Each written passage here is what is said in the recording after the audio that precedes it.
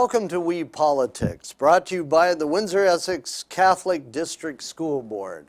I'm your host, Rob Miller. During this series, we will be talking with the candidates in the Windsor and Essex ridings. All 17 federal candidates were invited. We will be talking with Darryl Burrell right after this word from our sponsor. Are you passionate about a particular sport? Would you like to combine it with your education? Are you thinking about a career in one of the many rewarding construction-related trades? Do you love subjects like science, technology, engineering, or math? Take a look at the academies of the Windsor-Essex Catholic District School Board. You'll be glad you did. And years from now, you'll look back on your high school days as the best times of your life. The Academies of the Windsor-Essex Catholic District School Board. We're with you all the way. Darryl Burrell is the candidate for the People's Party of Canada in Windsor West. He works as a CNC machinist at a local Windsor plant. Darryl, welcome. Thank you for coming in. Thank you for having me. What prompted you to run for MP for the People's Party of Canada?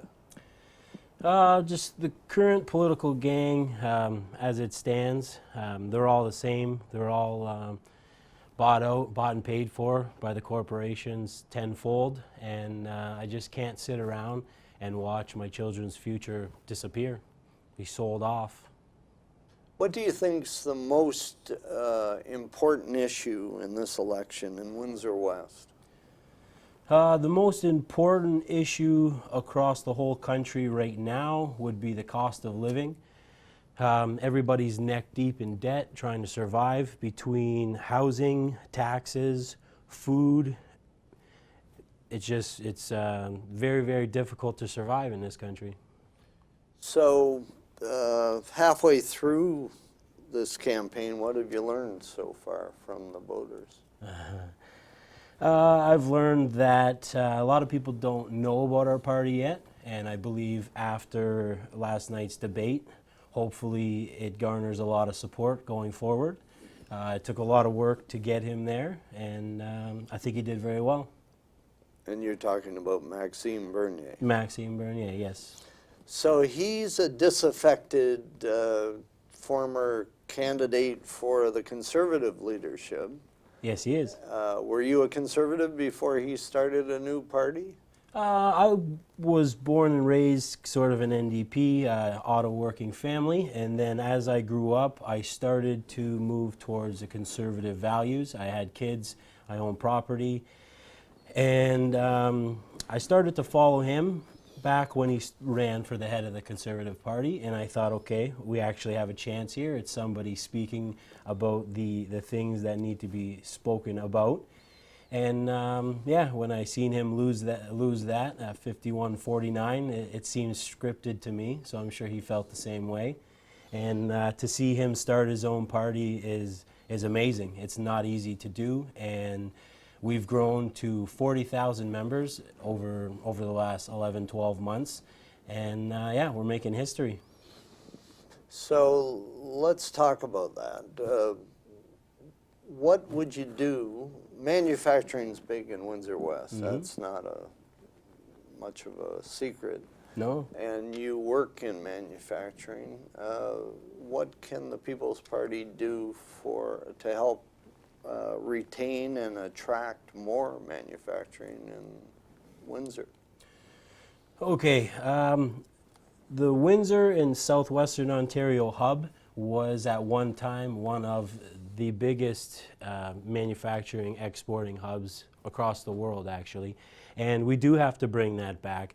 And one issue is free trade, right? When we sign on to free trade, it's not fair trade, and when we bring in third world countries like that, they don't live up to our standards or work to our safety standards, and we cannot compete with those kind of competitors, right? So that's one thing, go to the table and actually negotiate for Canadians. One of the big things is streamline and simplify our tax system so that people have more money in their pockets. One of the big things is the capital gains tax, which is going to give investors actually we want to eliminate the capital gains tax. So that's going to give investors more money to reinvest, and yeah, they can choose to pay or invest in new equipment and all kinds of stuff like that. What would your party do with the new NAFTA agreement, though? You said we need changes, we need fair trade. I'm assuming you're saying NAFTA is not fair trade? No, the original NAFTA was devastating to North America, mainly Canada and the United States, because when you bring in a country like Mexico, and not to put anybody down here, they just don't have the employment standards, the WSIB insurance that we have, right? So they can manufacture things at a very, very low cost, and we can't compete. So if we don't have some kind of build in Canada or that kind of policy, then jobs go elsewhere, right? We ended up building all kinds of parts down in Mexico, and a lot of our small-time manufacturing jobs flew down to Mexico, and now we're having trouble with China, right? All our jobs fly over to China. Cheap goods flood into our borders, and then our shops or our manufacturers close down because they cannot compete and sell at those cheap margins, right? Those profit margins are just razor thin. What you're working, but a lot of seniors and retirees are dependent on pensions and whatever income they can generate. Mm-hmm. What would your party do for seniors in Windsor West? Well, one of the things would be actually that capital gains tax is pretty big for seniors as well, because some of them have investments. Actually, a lot of them have investments, retirements. Some of them have second properties, right? So when they go to sell those investments or that second property, they'll yield way more money, and the government will be able to take a lot less, right? And I think that's good for everybody. And at the end of the day, I believe Canada has been a great country because of the way our system has always worked. And the able-bodied, middle-aged Canadians take care of the elderly, the disabled, and the young, right? We have this nice system that's been working for so long, and we have to keep it going. What are your views on Pharmacare? Pharmacare, see, the thing with these kind of programs, it's awesome. It's a great idea, but it always comes back to how is it being paid for? Can it be paid for? If it can, then obviously everybody's all for taking care of everybody, right? I would not vote anything like that down. But at the end of the day, this party and me, being that conservative fiscally, coming from that background, I think everybody really knows that budgets have to balance, right? Money doesn't come from thin air. So that being said, yeah, I could get on board with something like that. But again, how does it get paid for, right?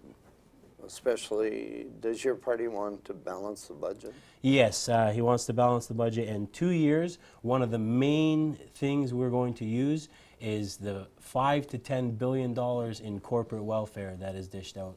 Not to mention the equalization payments that the province spreads out is not fair.